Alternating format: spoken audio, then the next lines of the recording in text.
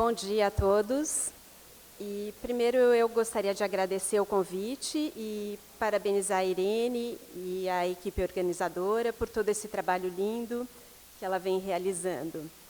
E obrigada também a todos vocês por estarem aqui. Bom, eu vou fazer esse desafio, de falar sobre as contribuições do olhar alquímico, sobre os sonhos e os cenários de St. Play. Eu falo desafio porque falar de alquimia já é um grande desafio e sonhos e cenários de St. Play. Cada tema desse daria um seminário. Então, nesse sentido que eu coloco como um desafio. Bem, nós vivemos a vida desperta, o mundo concreto, objetivo, e os sonhos, que é como um oceano inesgotável de possibilidades, no qual os limites do tempo e do espaço são transpostos. Duas experiências paralelas, díspares e misturadas, que quanto mais conexões o indivíduo fizer, mais profunda, cheia de sentido e sabedoria, será a sua vida. Na atualidade, um grande número de pessoas identifica-se demais com a consciência, que acredita ser apenas aquilo que conhecem de si próprios. Vamos recordar Memórias, Sonhos e Reflexões de Jung, em que ele conta um sonho seu. Ele conta que ele estava diante de um altar e no chão viu, voltado para mim, um yogi na posição de lótus, profundamente recolhido. Olhando de mais perto, vi que ele tinha o meu rosto. Fiquei estupefato e acordei pensando: ah, eis aquele que me medita. Ele sonha e esse sonho sou eu. Eu sabia que quando ele despertasse, eu não existiria mais. Porém, devemos nos lembrar de que faz igualmente parte de nós um mundo obscuro e enigmático que desconhecemos. Não conseguimos discernir até que ponto nossas vivências são criações de nossa consciência ou possuem uma realidade própria, como as imagens do inconsciente.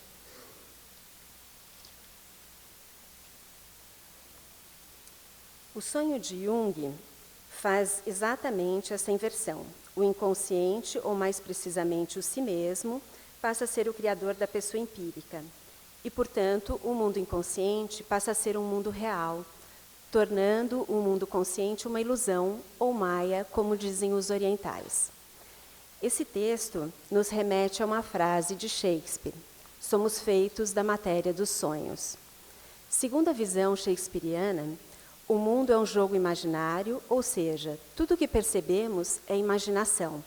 Vivemos uma contínua fantasia, o que nos permite ter diferentes vivências. Temos muitas imagens de fantasia que moldam e constroem nossa realidade, nosso olhar e, portanto, o que sentimos, como vivemos e agimos. Sonho ou realidade não importa, ambos são produto da psique.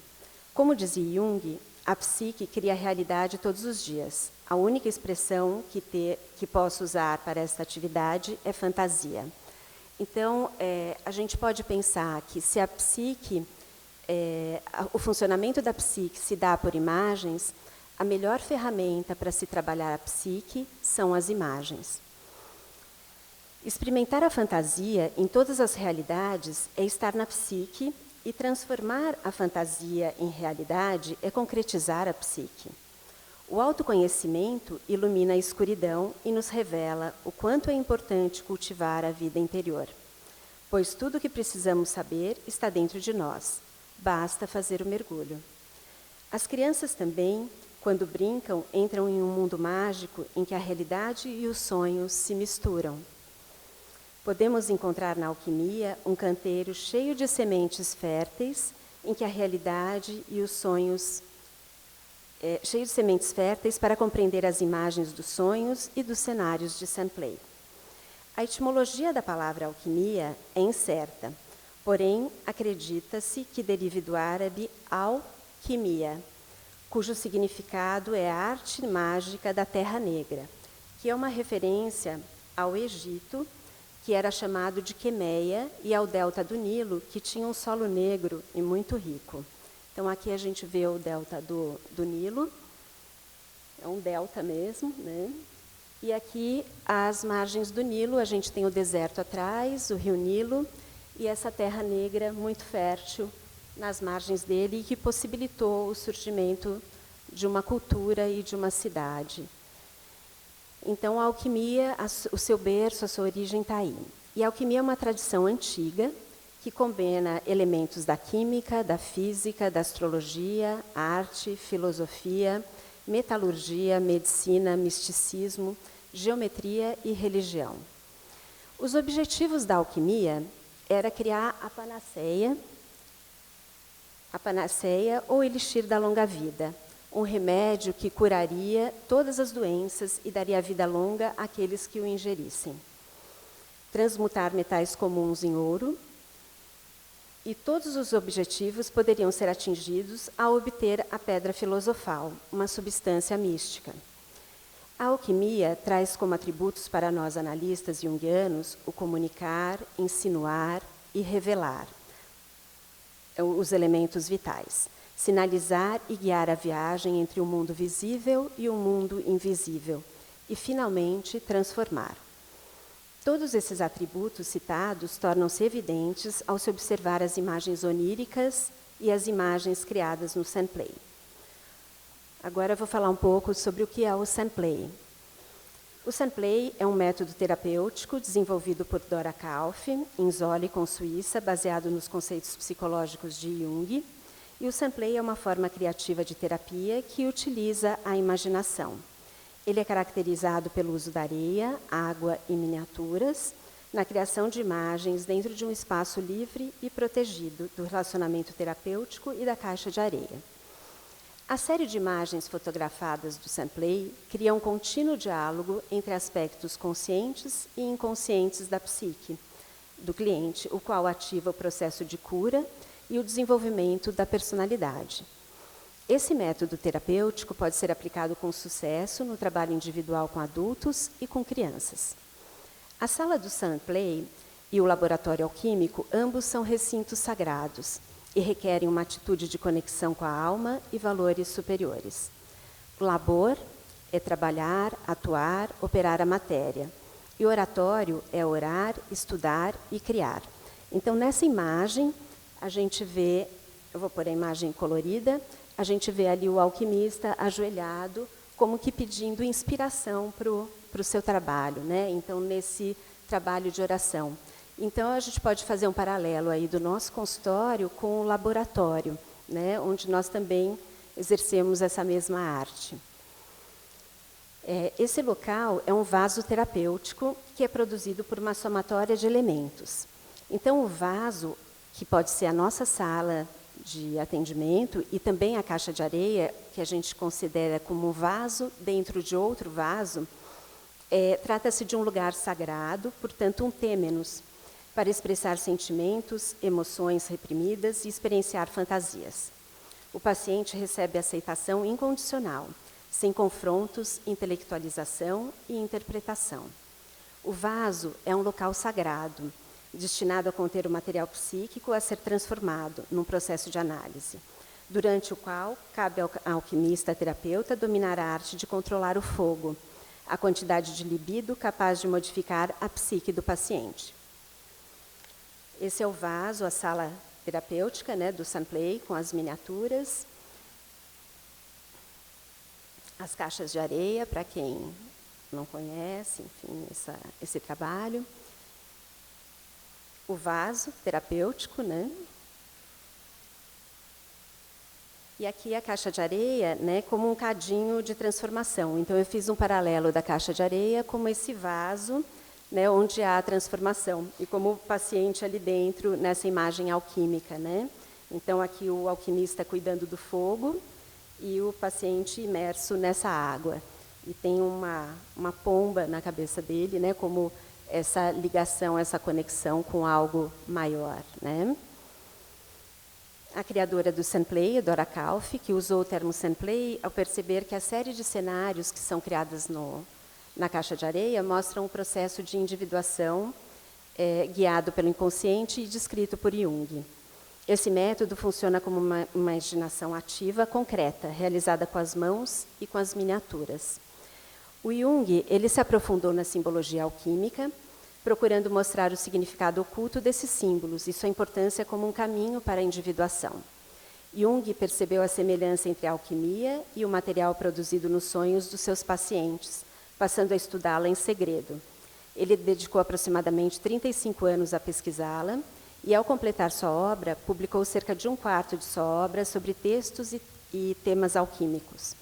No livro Memórias, Sonhos e Reflexões, ele diz: vi logo que a psicologia analítica coincidia de modo bastante singular com a alquimia. As experiências dos alquimistas eram, num certo sentido, as minhas próprias experiências, e o mundo deles era, num certo sentido, o meu. Jung começou a se interessar por esse tema em 1909, quando, estudando mitologia e os gnósticos, percebeu a presença de alguns elementos alquímicos, que chamou a atenção. E um deles era um deus chamado Cratera, da tradição gnóstica, que representa um recipiente para as misturas, e é preenchido pelo Espírito, sendo enviado à Terra para batizar aqueles que desejam uma consciência maior. Simboliza um rito de passagem, o útero para o renascimento espiritual. E para nós que utilizamos o método Saint-Play, podemos associar o símbolo do Deus Cratera à caixa de areia.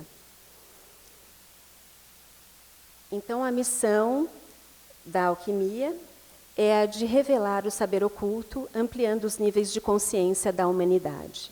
Em 1935, Jung abordou as questões transferenciais na psicoterapia, no seu livro A Prática da Psicoterapia, traçando paralelos com as imagens do Rosarium Philosophorum.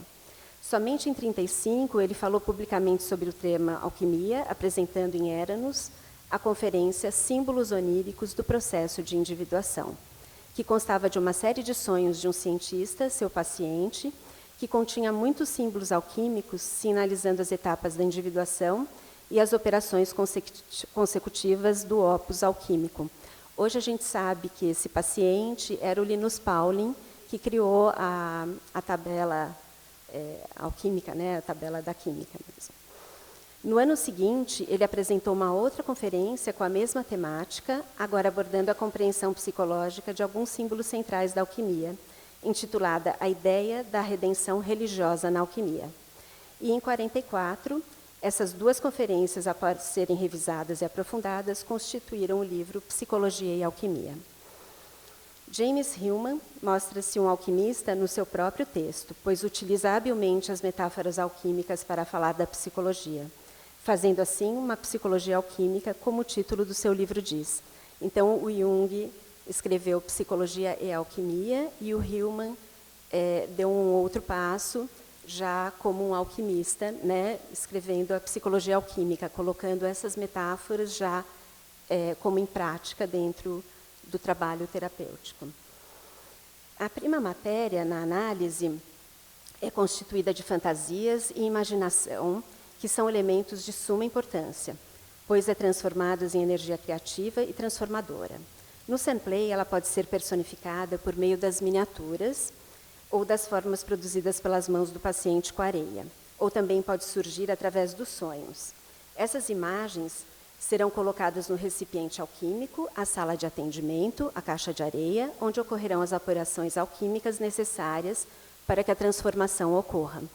Então, essa imagem, como que simbolizando, né, o alquimista e o adepto, enfim, ou o paciente e o terapeuta, e em volta, né, estão todas, então ali no meio o recipiente, e depois todas as operações alquímicas que eu pretendo dar um esboço para vocês no final, né? Os estágios e operações alquímicas vistas nos sonhos e cenários de Saint-Play não é necessário em um processo individual que todos os estágios estejam presentes. É essencial que o terapeuta conheça e reconheça cada etapa da obra alquímica para desempenhar o seu papel no processo psicoterapêutico do seu paciente. Então, aqui a gente tem nessa prancha alquímica, cada degrau para entrar ali na caverna simboliza uma das principais operações alquímicas, né?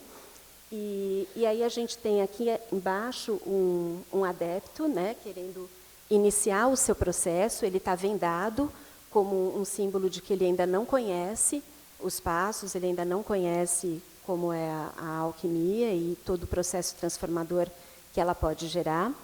Tem a lebre, que vocês podem ver aqui embaixo, né? Como um símbolo da fertilidade, da possibilidade de coisas que podem surgir durante esse processo. E aí os degraus que ele vai precisar percorrer até chegar na caverna e conseguir se transformar, né, através, né, como uma fênix que renasce, transformada de uma outra forma, né? E aqui a gente tem um cinturão zodiacal, então a alquimia ela vai englobar todas essas artes e todos esses símbolos. E esse cinturão zodiacal seria como o mapa do indivíduo quando ele vem para a Terra, então como que ele vai, qual o caminho que ele pode percorrer, de que maneira ele pode se desenvolver. Né? Então, a obra alquímica, da mesma forma que o Saint-Plair, ela é composta por 3 partes. Pela operácio, que é uma operação concreta, onde seria o contar o sonho, o construir o cenário. Por teoria, um conjunto de conhecimentos teóricos e símbolos presentes nas imagens de cada paciente. E a amplificácio, que é um conjunto de conhecimentos teóricos, filosóficos e psicológicos que seriam utilizados para buscar o entendimento da obra. Então, por que é interessante a gente conhecer esses símbolos da alquimia e por que o Jung se interessou tanto? Porque, através dessas imagens alquímicas, a gente consegue perceber que operação está em andamento naquele paciente naquele momento, o que ele está vivendo e qual é a possibilidade de uma nova etapa. Porque cada operação, eu vou falar um pouquinho para vocês, pretendo, enfim, ela está ligada a elementos, né, da natureza, como o fogo, a terra, a ar e a água, e ela está ligada a substâncias também. Então, a gente tem aí a árvore da vida. Então, cada indivíduo é como uma árvore da vida, né, onde você vai cumprir o seu processo, né, vai estar trabalhando dentro do seu processo de individuação. Então, nós temos, cada árvore da vida é constituída de 3 substâncias, do enxofre, do sal e do mercúrio. E, então, o enxofre seria a base da árvore, a raiz, o sal, o caule, e o mercúrio, a copa da árvore. Né? E cada um deles vai ter... quem vai colocar em movimento essas substâncias são os elementos. Então, a terra, o fogo, o ar e a água. Então, os elementos da natureza vão fazer com que essas substâncias se desenvolvam ou não. Então, agora eu vou tentar ir fazendo um pouco um paralelo com a clínica e com o ser humano, para vocês irem entendendo um pouquinho melhor essa linguagem alquímica. Então, o enxofre, né, ele representa o pai dos metais, o calor, a vida, a criação da fantasia, a iniciativa, a capacidade de participação. Ele é denso e concreto. E quando, por exemplo, nós dizemos que uma pessoa está sem enxofre, ou com pouco enxofre, ou sulfur, né, a gente diz que essa pessoa está perdendo o chão, ela está perdendo as suas raízes, né, ela está sem base. Então, é interessante a gente pensar nessas imagens. Né? Ou uma pessoa muito segura, muito confiante na vida, ela tem bastante sulfur, ela tem bastante essa energia, né, o enraizamento mesmo. O desejo também, ele está muito ligado à alquimia. O desejo não só sexual, mas o desejo também no nosso trabalho, nas nossas coisas, nas nossas motivações.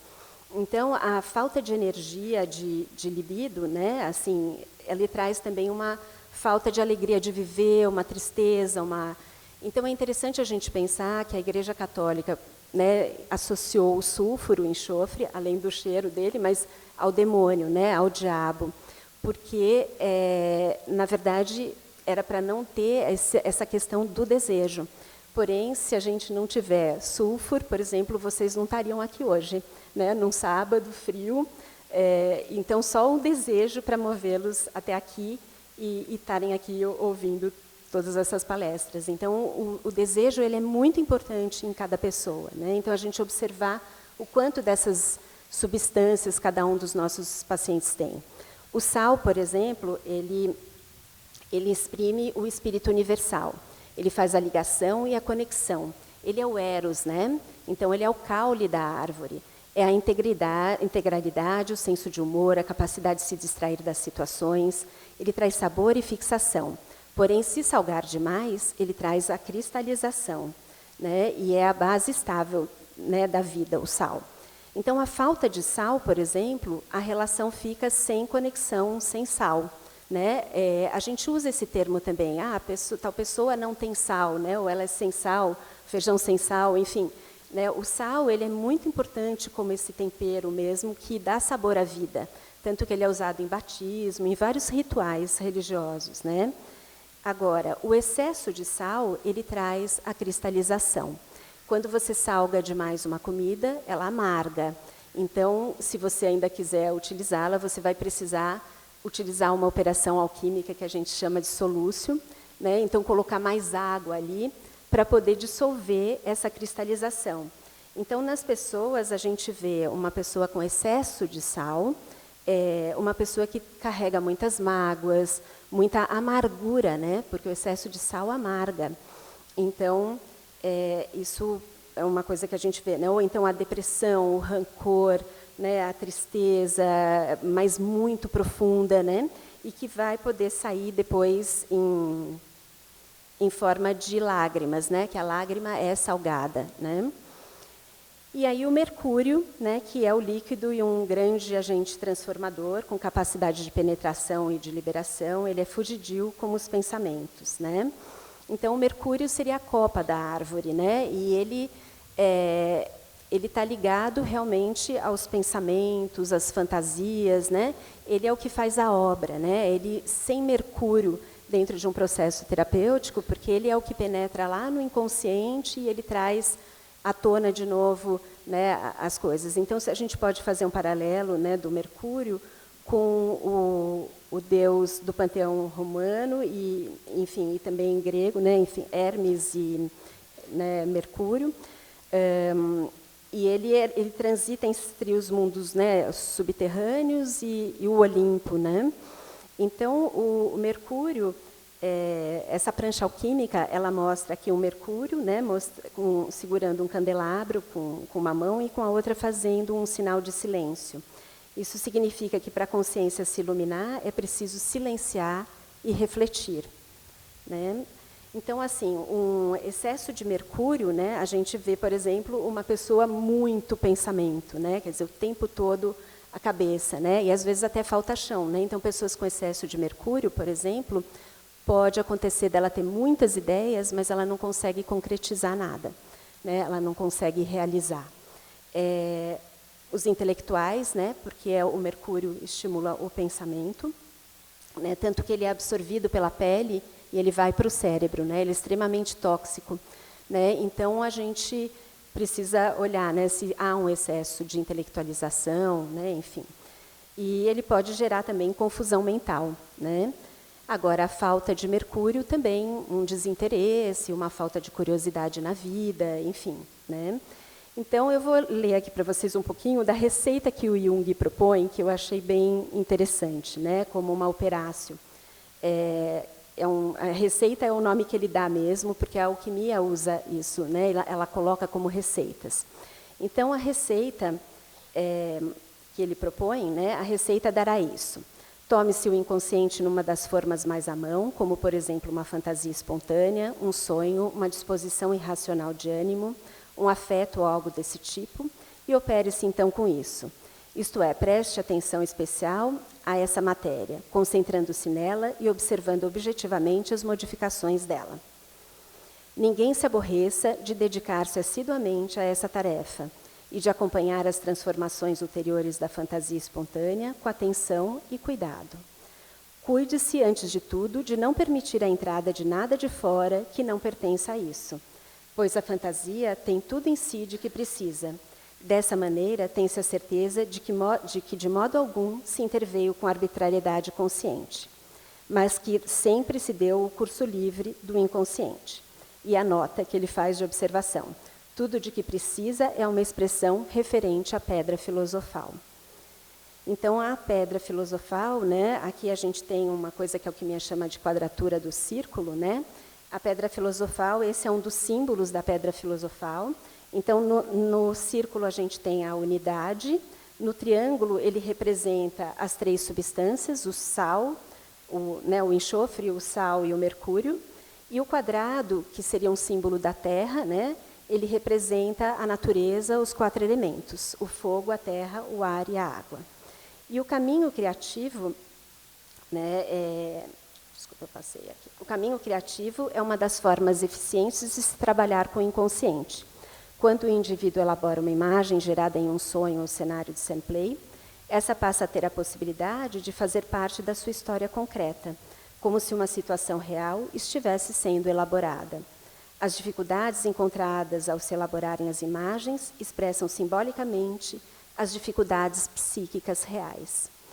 Quanto maior o domínio adquirido sobre elas nas cenas e sonhos, maior a probabilidade de transformação haverá na psique.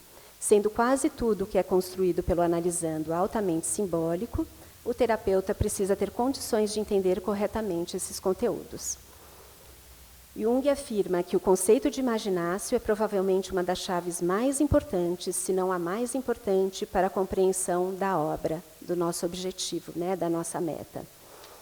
O terapeuta precisa, né, aqui Jung acreditava que a matéria bruta dos alquimistas e as imagens expressas recebiam a projeção dos conteúdos do inconsciente.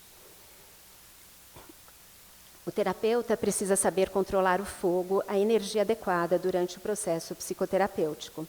É preciso usar a temperatura correta, saber que conteúdos acolher, interpretar, ampliar, discriminar e muitas vezes deixar em banho-maria, ser sutil, esperar aquecendo suavemente para desencadear os processos necessários para que o paciente possa gradativamente tomar consciência e ativar a transformação dos conteúdos inconscientes. A obra era considerada um trabalho sagrado. Esta é a mais uma semelhança com Sampley e o trabalho com sonhos, no qual o labor deve ser orientado pelo si mesmo e nunca pelo eu, o que implica uma postura religiosa de religação do eu ao si mesmo, né? Então, a alquimia ela nos diz que a gente passa por 3 fases durante os processos, né? Quer dizer, essas fases vão se repetindo e aqui, claro, eu estou pondo numa ordem tanto da substância, enfim, tudo das fases, para estar mais didático, mas essas fases podem vir juntas, né? Então, a pessoa pode estar vivendo, por exemplo, uma nigredo no trabalho, mas ela está vivendo uma albedo numa relação afetiva, enfim, né? A gente pode viver várias dessas fases ao mesmo tempo. Mas, enfim, para vocês entenderem um pouco melhor, a nigredo é o estado, né, aqui a gente tem, né, a nigredo ou putrefácio, né, a albedo e a rubedo, né? E a nigredo, então, é um estado inicial em que a prima matéria é dissolvida, ela é putrefada para ter uma transformação, né, no calor pelo fogo, e ela é seguida pela morte mesmo. Então, a cor é negra, ela representa o caos, a noite escura da alma.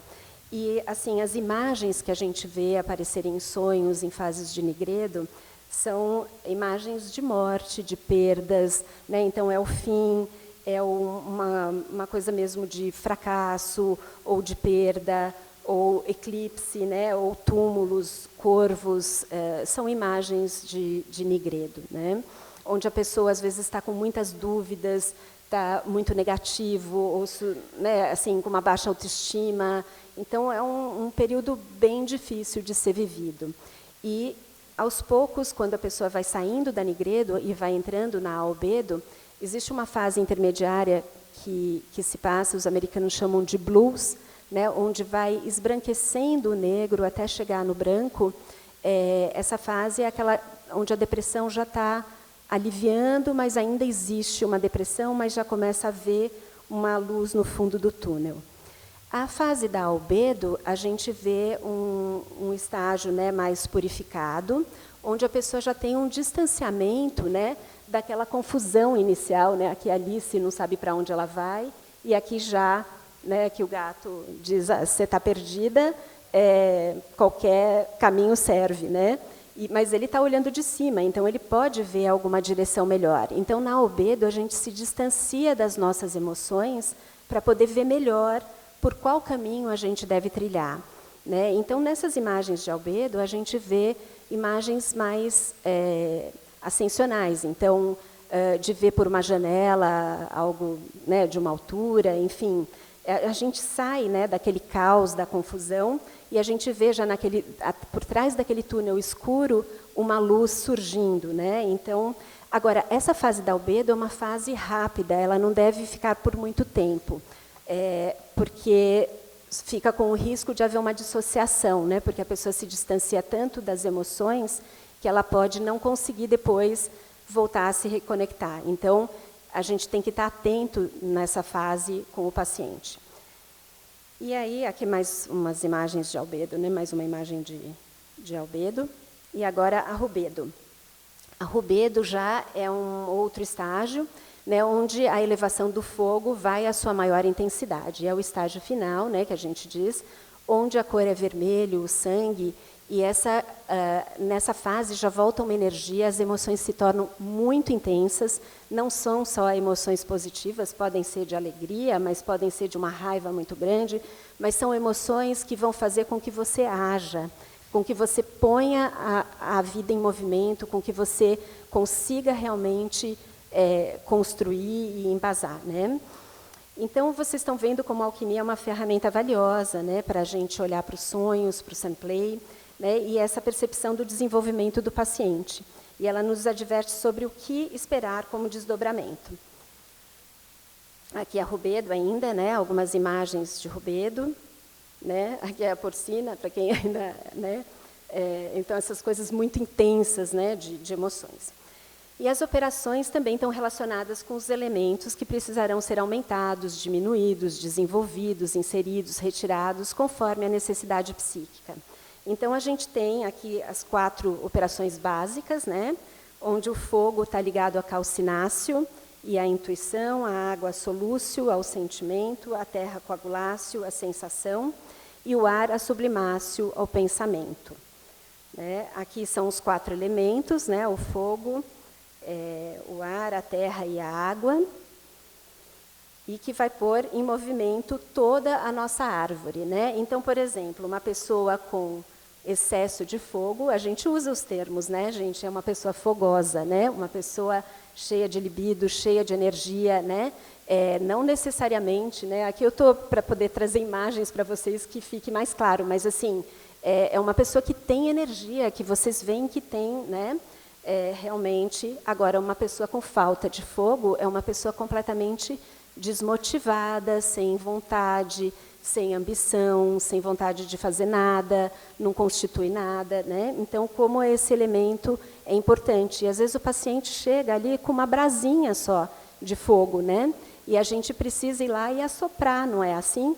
Para que aquele fogo devagarinho acenda. Mas, se a gente assoprar com muita força, vai acabar de apagar, né? Então, assim, percebem como que a gente vai podendo lidar com esses elementos dentro do processo, né? E aí, assim, a operação... bom, depois eu entro nas operações, vou falar dos elementos um pouco, mas o ar ligado ao intelecto, né? Ele é ligado... Então, a pessoa, a gente fala, tal pessoa é aérea, né? A pessoa é imaginativa, ela não aterriza nunca, né? A gente usa esses termos, né, no nosso dia a dia. Então, é muito interessante a gente trazê-los, né, também para o processo de análise, né? A gente vê esses pacientes só têm ideias, né, mas não concretizam, né, coisas assim. Então, aqui, olha, né, uma pessoa muito aérea, né, ou com muito ar, né, ela estuda, às vezes não consegue pôr em prática. Então, ela precisa ter os outros elementos para não ficar só nesse elemento. Então, é importante a gente observar nos pacientes qual é o elemento que está faltando, né? Se ela tem muito ar, ela precisa de terra, ela precisa de mais fogo aí para poder, né? Porque o excesso de um elemento leva à falta de outro, né? A alquimia chinesa fala muito dessas questões dos elementos, né? Então, por exemplo, muitas ideias, muitos pensamentos, né? E, por exemplo, a terra, né? A terra traz uma coisa às vezes do apego material, mas também a você construir coisas, né, aos alimentos que ingerimos. Então, a terra também é necessária para que a gente coagule, né, que é uma das operações, né, que a gente concretize as coisas na vida, né, aqui realize várias coisas ao mesmo tempo, enfim, e traga, né, realmente edificando e construindo. E a água, né, que é um elemento que é solvente, que dissolve, né. Então, por exemplo, uma pessoa com excesso de água, é aquela pessoa que não se apega a absolutamente nada. Né? Então, por exemplo, é uma pessoa que até ganha muito dinheiro, o dinheiro vai todo embora, ou, por exemplo, alguém vai na casa dela e fala, nossa, que lindo esse quadro, né? Pegando essa imagem aqui. E ela fala, pode levar para você, fica para você. Né? Então, ela dá até o que não é dela, né, gente? Então, assim, é uma pessoa que é total desapegada, né? Que, por um lado, parece muito generoso, mas, para ela, é muito difícil também isso, porque ela não coagula, ela não consegue, ela dissolve a terra. Né? Agora, o excesso de terra é aquela imagem, né, que eu mostrei para vocês do apego, né, dessa coisa mesmo. Então, às vezes, a gente precisa, né, e vendo todos esses elementos, como é que eles vão operando. Né? A água também, que eu não esqueci de falar para vocês, né? O dinheiro, ele é líquido, né? A gente fala, você tem liquidez, né? Quer dizer, essa coisa líquida, o dinheiro precisa fluir, é uma energia de troca. Se a pessoa fica muito apegada com a terra, ela não consegue. Então, eu vou passar agora um pouco rápido as operações para vocês poderem ver. Então, aqui, ó, a falta de terra, a secura também, né? É um exemplo, né, da falta de água, né, aí, que eu não tinha falado, né, da água. Que a água, né, a falta da água também causa, né, uma pessoa seca. A gente usa essa expressão também. Né? Bom, as imagens oníricas do cenário Sunplace se estruturam ao redor dessas operações alquímicas que estão aí. Eu vou tentar mostrar rápido para vocês, mas a calcináceo é a operação do fogo, né? E é uma operação bem difícil quando a pessoa vivencia, porque ela é altamente transformadora, porém, então o ego sofre muito, porque aquela força do si mesmo vem com muita força e ela calcina, realmente ela deixa de ser ela e pode ressurgir uma outra pessoa. Né? Então, das cinzas ali ressurgiu uma outra pessoa.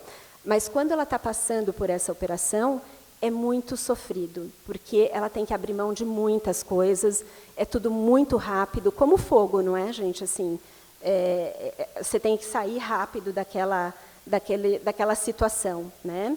Mas depois que passa, é uma sensação muito construtiva, porque você olha para trás e vê o quanto foi importante tudo aquilo. Bom, aqui algumas imagens de Sunplay de fogo, né, de calcináceo, que é interessante para vocês verem. Então, vocês veem que antes tinha muita água, né? Aqui os complexos simbolizando por essas bolas, né? Que a gente vê toda essa energia. Os 4 elementos, cada complexo tem 4, vamos dizer assim, 4 velas, né? Ali a gente pode falar. Eu vou fazer uma leitura bem rápida, mas assim, esse fogo todo para começar a secar essa água que estava aqui permeando tudo isso, né? Aqui também um cenário de calcináceo. Né? A solúcio é o agente transformador, é a água, então é o si mesmo que vai estar dissolvendo o ego. Então, essa também é uma operação difícil, porque traz também tristezas, às vezes depressão, muitas lágrimas. Né? A pessoa está se dissolvendo na água.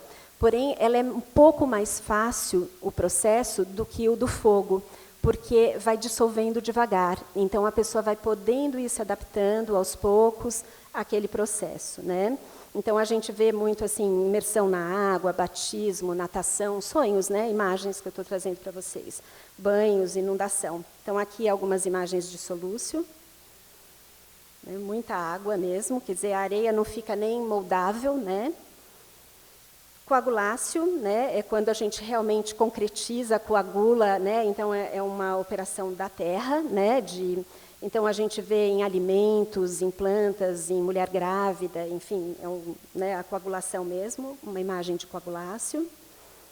A sublimáceo superior é onde a pessoa consegue ver com distanciamento por onde ela precisa ir, né, é o agente transformador, é o ar, tá? E a sublimáceo inferior, quando a pessoa infla, né, ela começa a se achar, o ego vai se achando, subindo como um balão, e em algum momento pode estourar esse balão e ela volta para a Terra de novo. Né? Então, a sublimáceo, ela precisa ser uma sublimáceo superior, né? Não essa inferior que depois, né, como voos de balão, coisas desse tipo. aqui, né, algumas imagens oníricas, né, como se a pessoa estivesse voando. Algumas pessoas trazem esse tipo de sonho, né? Aqui uma imagem de Saint Preux de Sublimácio, as penas aí simbolizando essa elevação, a leveza da pena. A Mortificatio, né, que é uma transformação, né, através, né, da nigredo, é o escurecimento, é a morte, é a perda, né? E vocês veem que formou um coração nesse enterro, né, da avó, formou um coração negro aí com as pastilhas. Isso não foi proposital, ele viu depois que fez a imagem, né? A separatio, que é uma operação bem importante, né, que é essa separação do joio do trigo, a separação do que serve, do que não serve, do que é bom, do que não é, do tudo misturado. Aqui foi uma paciente que chegou muito em conflito, angustiada, e estava a lã toda misturada, ela pôs no cenário, e conforme ela foi se distanciando, olha lá a peninha, né, no meio do cenário, ela foi sublimando, foi se separando, foi, né, terminou assim o cenário, né, com esse coroamento, né? E a coniúncio, que também temos a coniúncio superior, aqui como o rei e a rainha, quando os opostos se unem, né, quando a função transcendente se constela, há uma união, né, desses polos. E quando isso ocorre, como na cruz, né, quer dizer, o eixo horizontal, um polo e outro, se integram no cardíaco, você ascende, entrando no eixo vertical da cruz, né? E essa é a coniúncio superior, e existe a coniúncio superior também aqui, o ouro e a prata, né, os noivos, são imagens bem bonitas, né, de coniúncio. E o que é importante de dizer é que, assim, quando a coniúncio não se dá de uma forma superior, como essas imagens que eu mostrei para vocês, de união de opostos, quando ainda fica faltando alguma coisa, o que a alquimia diz é o seguinte, que aquilo que não foi devidamente separado não pode ser bem unido. Então, você precisa começar as operações de novo, né, porque ficou alguma coisa para trás. Então, para terminar, a rosa dá o mel às abelhas. A rosa vermelha é o símbolo alquímico que representa que o adepto chegou na sua meta. Uma outra metáfora alquímica é a de cuidar de sua alma como se ele fosse um jardim. O conhecimento aparece como as flores, e a principal delas é a rosa. Precisamos sempre limpar o nosso jardim das ervas daninhas, parasitas, podar as folhas mortas, adubar o solo e regá-lo com as águas superiores da fé, e pelos frutos conhecerás a árvore. O trabalho no jardim engloba os 4 elementos. Deve-se cuidar das raízes, de adubar a terra, retirar as pedras do caminho. Deve-se molhar as plantas com as águas da emoção, sem nenhum tipo de veneno ou produto que macule a nutrição das flores. Deve-se deixar o ambiente sempre iluminado, com bastante luz. As rosas nunca florescem na escuridão. E, finalmente, deve-se deixar o ambiente arejado e sempre aberto, para que os pássaros e as abelhas possam levar as sementes para outros lugares. Uma vez estabelecido o jardim, as abelhas e os pássaros se encarregarão de passar este conhecimento para outros jardins. E cabe a cada jardineiro cuidar para que as sementes e mudas trazidas se transformem em novas árvores e novas roseiras. É isso.